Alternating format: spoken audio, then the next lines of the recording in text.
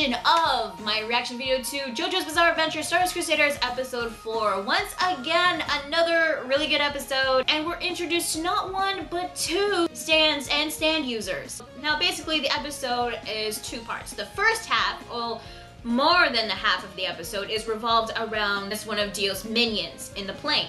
The other half of the episode is the introduction to a certain Frenchman, but I will get to that later. Now, the episode actually begins with Dio in his lair, and he starts to suck blood out of a naked woman, well actually one of the 3 naked women on his bed. Yeah, Dio is, he's quite the dog. I mean, really. Although the weird thing is, she seems to be okay with it, and she's probably dead by now, I don't know. But while that was going on, we are introduced to this one other woman, this old lady. I don't know her name, that hasn't been mentioned in the episode, but I noticed like one thing when she was like grasping her staff with both hands. Her other hand, I don't know if it was her right or her left, it looked kind of messed up, really.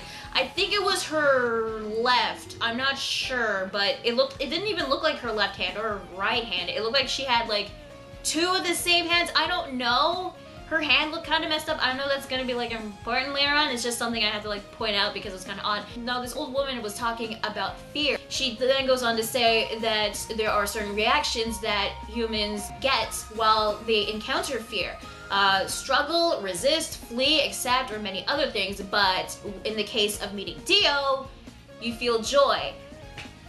I don't know if you would feel joy if you meet someone like Dio. I mean, from episode 3, when Avdol described him, maybe you would feel some sort of joy, but you know this dude is evil just by looking at him. It seems that Dio and this old woman, they've sent out one of their minions, one of the stand users, to take care of Jotaro and the others in the plane, and it was a stag beetle, which is a stand called Tower of Grey. The name is based on the tarot card, the Tower. The Tower card represents destruction, calamity, and the end of a journey. Now, unlike Kakyoin, the user for Tower of Grey, he was willing to work with Dio because of his greed. Probably Dio hired him or bribed him to kill Jotaro and the others in the plane, which by the way, his name wasn't even mentioned in the episode until we got to the break of, I'd say like halfway through the episode. I think his name, it was Grey Fly. That was his name. Odd name for a person, but hey, okay. Now, Avdol is very informative of these stands, and I'm assuming that all these stands' names are based on the tarot cards. So, him being there is pretty handy, I will admit. According to Avdol, by the way, Grey Fly, him and his stand, Tower of Grey, were responsible for committing all these mass murders. Plane crashes, train crashes, and this one incident that they mentioned, an airplane crash that happened in England, which caused 300 deaths. One freaking stag beetle caused 300 deaths. This dude is like a fucking terrorist serial killer. It's really messed up. Now, one of its abilities, Tower of Grey, is its super speed. It's even faster than Star Platinum, which Jotaro used to try to catch the bug, but it just dodged. It was really fast. Its ability also is to shoot out this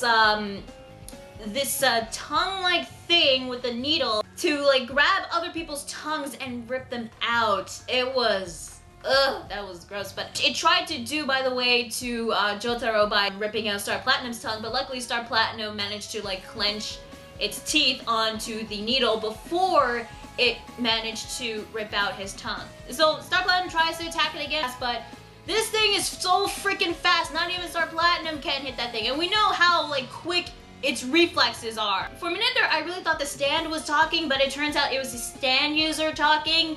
I don't know how the hell he was able to do that, especially when he was hidden. So far, it could have been anybody. It could have been any one of the passengers, which they had no idea who it could be. Then Tower of Grey did something so nasty, which will be even nastier when the Blu-ray comes out. So it was like ripping through the seats, tearing right through the passengers' necks, exiting out of the mouth while tearing out their tongues. And you see all these tongues pierced through Tower of Grey's tongue thing. That was fucked up, but it was censored, but I mean, it was still creepy seeing that even if it was censored, so that was fucked up. What's even more fucked up is that he used the blood of the tongues to write a message, and it was massacre. One of the passengers, this old man, was waking up and it was like going to the bathroom. He sees the message written in blood. He even like touched the blood, and he was freaked out so badly that his dentures popped out. And then Kakyoin had no choice but to like karate chop him in the back of the neck. So according to Kakyoin, Avdol can't use Magician's Red in the plane because it might explode if he does use it. And Jotaro can't use Star Platinum because of its destructive power, that it might punch the fuselage. I think that's what it said on the subtitles, that it also might cause the plane to explode or to crash. So with Hierophant Green as a quiet stand, Kakyoin is going to fight against Tower of Grey, which I really did like this fight. I mean, Kakyoin so far, he's really growing on me, and I really like his character. I mean, he even did his like signature pose, which I saw in the video game previews. I think it went something like this. I could be wrong. I don't know like a lot of the poses, so I think it's like something like this. I don't know. I'm not a pose expert in Jojo, really. So the fight commences with the Hierophant Green using its signature technique, Emerald Splash, but Tower of Grey was so fast it kept dodging 2 Emerald Splashes, and then it used its proboscis tongue thing to pierce Hierophant Green's mouth. This bug is fucking disgusting, by the way. It was like foaming out of its mouth. I was like, ugh, God, I was really hoping Kakyoin would kill this thing. Luckily he did, thank God. Good job, Kakyoin. All those Emerald Splashes that he used, that was just a way to lure Tower of Grey into his trap, which was the tendrils that Hierophant Green unraveled underneath the sheet of the floor. And all the tendrils then pierced right through Tower of Grey, and Hierophant Green like tore it to shreds. I was like, yes! I mean, this fight was really good, and I'm so glad that Kakyoin's gonna get like his chance to shine. Hierophant Green, what I think of it so far, I like this stand too. It's pretty cool so far, but my personal favorites so far, Star Platinum and Magician's Red. Those are my 2 favorite stands right now.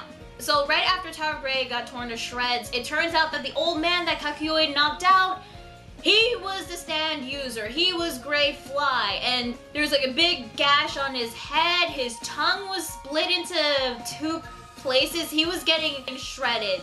So you'd think with all that done, it would be smooth sailing to Cairo. No, the plane starts to crash because I don't know when the hell Tower of Grey did this. Apparently he ripped out the tongues and killed the pilots. By the way, there was this one moment between these 2 stewardesses, and when they see Jotaro, they were like, oh my god, he's so dreamy. Oh my god. Did they not realize that he's a teenager? I'm just saying.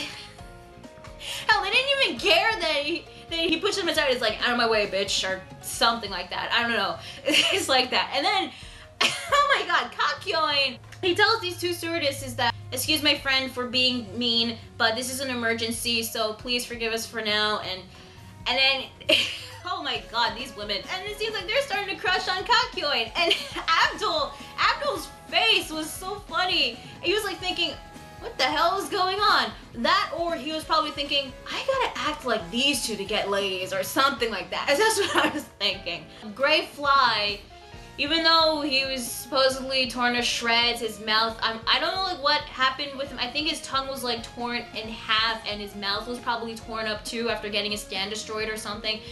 But even after that, he was still able to get up, he was still alive, and he was still able to talk. I don't know how the hell he was still able to talk.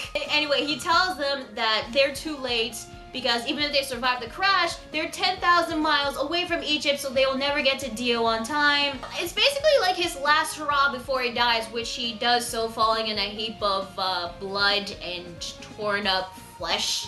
So with all the pilots dead, who is going to save all the passengers and land the plane? It's gonna be Joseph, because yes, I would trust this guy to land a freaking plane.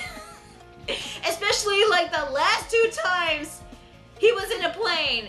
I mean, if you've seen Battle Tendency, you will understand. The second half of the episode is after the plane crashed. Well, actually, it didn't technically crash. It landed in the ocean, and everybody was okay, thank goodness. But unfortunately, they're not even halfway through to Cairo. They're currently in Hong Kong, China. This part was actually informative in terms of China, because I had no idea there was hot cola in China. I don't know if that's true or not, but I'm curious as how that tastes, hot cola, I wonder. And this episode also shows how smart Kakyoin is, because he knows a couple things about China. He's found out a couple of facts about it. So they're inside this Chinese restaurant discussing what they're going to do next. They couldn't go on a plane anymore since they don't want to cause any more civilian casualties. It begs the question, why didn't they use a private plane? I mean, like, I'm pretty sure the Speedwagon Foundation has a private plane. Why didn't they do that? The only other option left is to go by sea. They're gonna take a boat south from Hong Kong all the way to the Malay Peninsula and then cross the Indian Ocean to get to Cairo. After they're done with their conversation, we're introduced to the certain Frenchman that I mentioned, Jean-Pierre Polnareff. He approached the group and he was asking them if they could read off the menu because it was all in kanji. Joseph was the one that volunteered to read the menu, and he said that he's been to China many times, and yet I don't know. I don't think that Joseph would be kind of the guy to help you read a menu from China, but because I mean this is the guy that complained about hot cola, saying that cola should be cold. Now you think everything was going all smoothly. They're having like a nice little lunch in Hong Kong. That is until Polnareff picks up a star-shaped carrot, and he says that the star-shaped carrot reminded him of someone that he knew that has the exact mark on the back of his neck. So it seemed like Polnareff was kind of working with Dio, which I was kind of bummed out because, I mean, when I saw the preview of Polnareff, he looked kind of cool. So, and I know he's going to join the group, so maybe he's not kinda working for Dio, or unless he was like Kakyoin. I hope he's not like Gray Fly. That I'm worried about. But I mean, I know like his reason because of what was shown in the preview, Polnareff's preview, but I was a bit bummed out that he was kind of sort of working for Dio because I want to like the guy. He seemed kind of cool. Yeah, since he mentioned about the star-shaped birthmark, everyone is all on edge. All of a sudden, the rice porridge in the bowl, it started to like bubble, and then this rapier like pops out right from it. I don't know how the hell it got there, but it managed to like slice Joseph's artificial hand. Then Avdol summoned the Magician's Red and launches its fire at Polnareff's stand, but it managed to like swish it away with this rapier, and it created a clock on the table, a fire clock. I don't know how you do that, but okay. And thus we're introduced to the second stand, Silver Chariot, based on the tarot card Chariot. It's basically this armored knight with a rapier sword. It looks pretty cool. The episode basically ends off with Polnareff and Silver Chariot versus Avdol and Magician's Red. And honestly, I really liked this episode. I thought it was really cool. I was a bit bummed out by the cliffhanger, but I think it could have ended worse. But aside from that, I really did like this episode. Kakyoin versus Tower of Grey, I thought it was done really well. It definitely shows like how strategic that Kakyoin can be, especially when he uses Hierophant Green. And it also shows that he's very smart, and he's an all-around nice guy. So Kakyoin, I'm really starting to like him. And the stand, Tower of Grey, it was so creepy, but I'm so glad it's dead. But I was so stoked of seeing Polnareff, his introduction, and his stand, Silver Chariot. I can't wait to see what it can do. It looks pretty cool.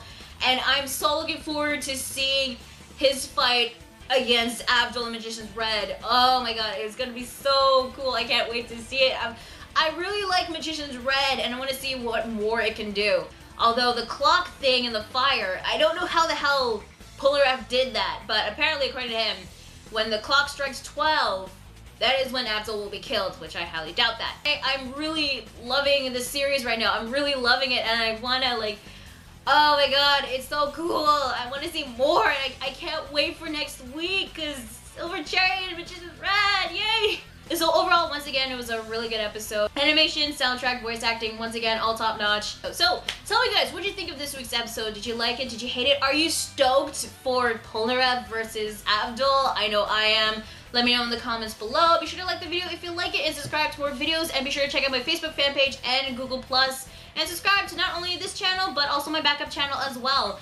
So yeah, that's JoJo's Bizarre Adventure, Stardust Crusaders, episode 4. I'm gonna respond 27, and I will see you guys later. Bye.